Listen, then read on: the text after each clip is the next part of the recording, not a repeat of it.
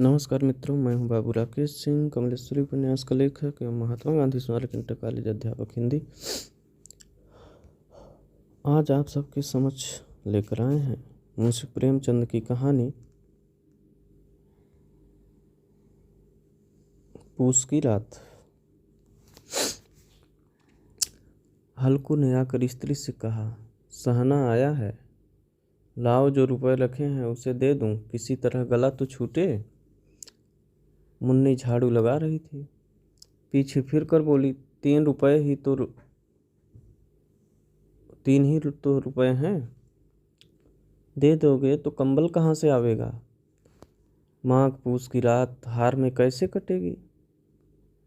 उससे कह दो फसल पर दे देंगे, अभी नहीं। हल्कू एक क्षण अनिश्चित दशा में खड़ा रहा। पूस सिर पर आ गया। कंबल के बिना हार में रात को वह किसी तरह नहीं जा सकता, मगर सहना मानेगा नहीं। घुड़कियाँ जमावेगा, गालियाँ देगा, बला से जाड़ों में मरेंगे, भला तो सिर से टल जाएगी। यह सोचता हुआ वह अपना भारी भरकम डील लिए हुए, जो उसके नाम को झूठ सिद्ध करता था, स्त्री के समीप आ गया और खुशामद करके बोला, ला दे दे, गला तो छूटे। कंबल के लिए कोई दूसरा उपाय सोचूंगा।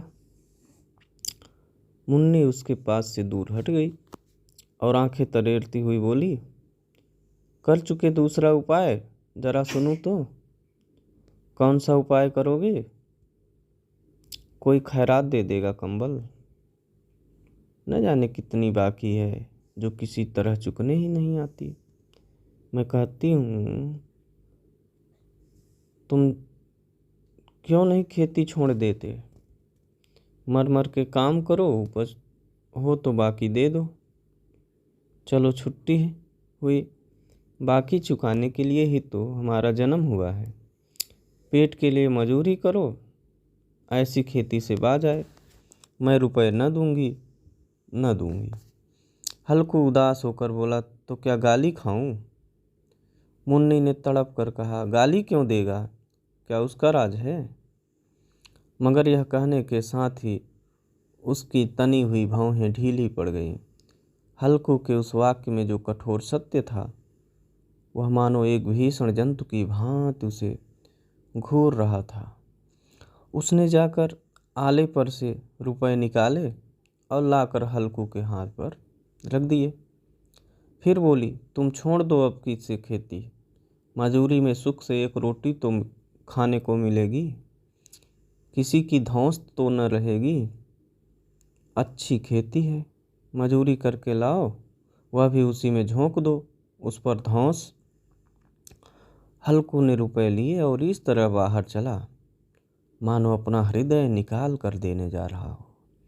उसने मजूरी से एक एक पैसा काट कपट कर 3 रुपए कंबल के लिए जमा किए थे। वह आज निकले जा रहे थे।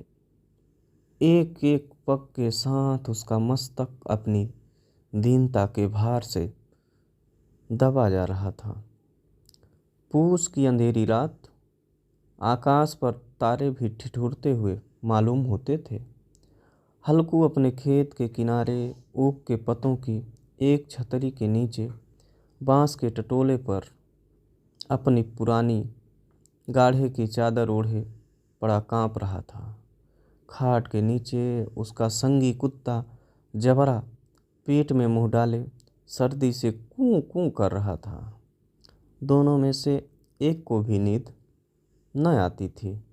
हल्कू ने घुटनियों को गर्दन में चिपकाते हुए कहा, क्यों जबरा, जाड़ा लगता है। कहता तो था घर में पुआल पर लेट रह, तो यहाँ क्या लेने आए थे। अब खाओ ठंड, मैं क्या करूं। जानते थे मैं यहाँ हलवा पूरी खाने आ रहा हूँ, दौड़े दौड़े आगे आगे चले आए। अब रो नानी के नाम को। जबरा ने पड़े पड़े दुम हिलाई और अपनी कूं को दीर्घ बनाता हुआ एक बार जम्हाई लेकर चुप हो गया। उसकी श्वान बुद्धि ने शायद ताड़ लिया, स्वामी को मेरी कूकू से नींद नहीं आ रही। हल्कू ने हाथ हिलाकर जबरा की ठंडी पीठ सहलाते हुए कहा, कल से मत आना मेरे साथ, नहीं तो ठंडे हो जाओगे। यह राण पछुआ न जाने कहाँ से बर्फ लिए आ रही है। उठूं फिर एक चीलम भरूं, किसी तरह रात तो कटे। 8 चीलम तो पी चुका। यह खेती का मजा है, और एक एक भगवान ऐसे पड़े हैं जिनके पास जाड़ा जाए तो गर्मी से घबरा कर भागें। मोटे मोटे गद्दे, लिहाफ, कंबल, मजाल है जाड़े का गुजर हो जाए। तकदीर की खूबी, मजूरी हम करें, मजा दूसरे लूटें। हल्कू उठा, गड्ढे में से जरा सी आग निकाल कर चीलम भरी। जबरा भी उठ बैठा। हल्कू ने चीलम पीते हुए कहा, पिएगा चीलम? जाड़ा तो क्या जाता है, जरा मन बदल जाता है। जबरा ने उसके मुंह की ओर प्रेम से छलकती हुई आंखों से देखा। हल्कू आ जाओ, जाड़ा खा ले, कल से मैं यहाँ पुआल बिछा दूंगा, उसी में घुसकर बैठना, तब जाड़ा न लगेगा। जबरा ने अपने पंजे उनकी घुटनियों पर रख दिए और उसके मुंह के पास अपना मुंह ले गया। हल्कू को उसकी गर्म सांस लगी। चीलम पीकर हल्कू फिर लेटा और निश्चय करके लेटा कि चाहे कुछ हो, अब की सो जाऊंगा। पर एक ही क्षण में उसके हृदय में कंपन होने लगा। कभी इस करवट लेटता, कभी उस करवट, पर जाड़ा किसी पिशाच की भांति उसकी छाती को दबाए हुए था। जब किसी तरह न रहा गया तो उसने जबरा को धीरे से उठाया और उसके सिर को थपथपाकर उसे अपनी गोद में सुला लिया। कुत्ते की देह से जाने कैसी दुर्गंध आ रही थी, पर वह उसे अपनी गोद से चिपटाए हुए ऐसे सुख का अनुभव कर रहा था जो इधर महीनों से उसे न मिला था। जबरा शायद यह समझ रहा था कि स्वर्ग यहीं है, और हल्कू की पवित्र आत्मा में तो उस कुत्ते के प्रति घृणा की गंध तक न थी। अपने किसी अभिन्न मित्र या भाई को भी वह इतनी ही तत्परता से गले लगाता। वह अपनी दीनता से आहत न था जिसने आज उसे इस दशा को पहुंचा दिया। नहीं, इस अनोखी मैत्री ने जैसे उसकी आत्मा के सब द्वार खोल दिए थे और उनका एक एक अणु प्रकाश से चमक रहा था। सहसा जबरा ने किसी जानवर की आहट पाई। इस विशेष आत्मीयता ने उसमें एक नई स्फूर्ति पैदा कर दी थी, जो हवा के ठंडे झोंकों को तुच्छ समझती थी। वह झटपट उठा और छपरी से बाहर आकर भूंकने लगा। हल्कू ने उसे कई बार चुमका कर बुलाया, पर वह उसके पास न आया। हार में चारों तरफ दौड़ दौड़ कर भूंकता रहा। एक क्षण के लिए आ भी जाता तो तुरंत ही फिर दौड़ता। कर्तव्य उसके हृदय में अरमान की भांति उछल रहा था। 1 घंटा और गुजर गया।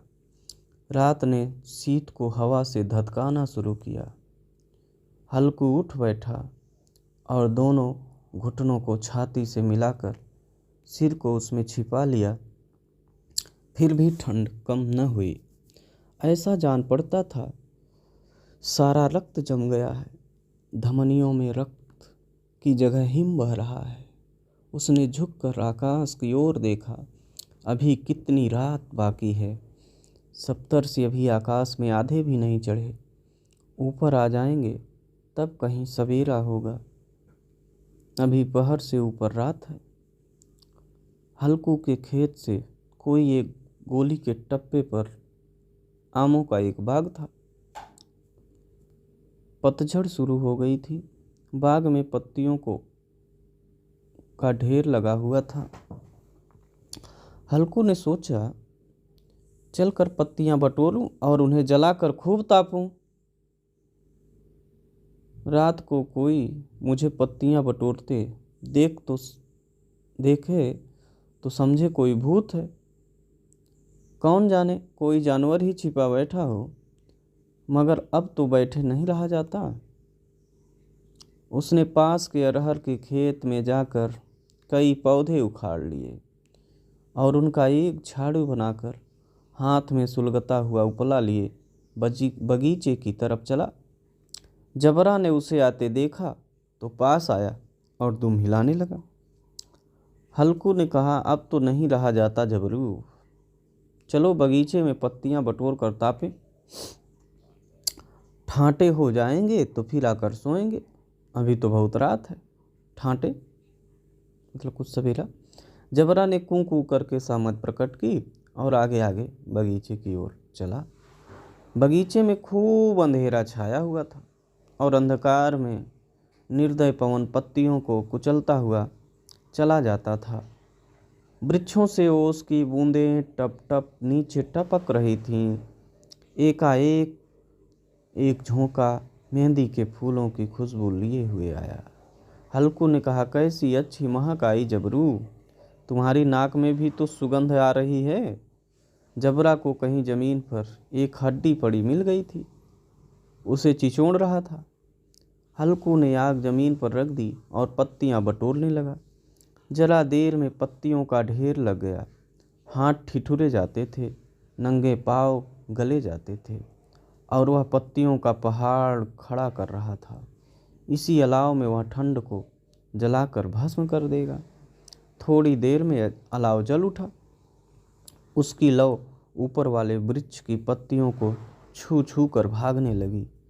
उस अस्थिर प्रकाश में बगीचे के विशाल वृक्ष ऐसे मालूम होते थे मानो उस अथाह अंधकार को अपने सिरों पर संभाले हुए हों।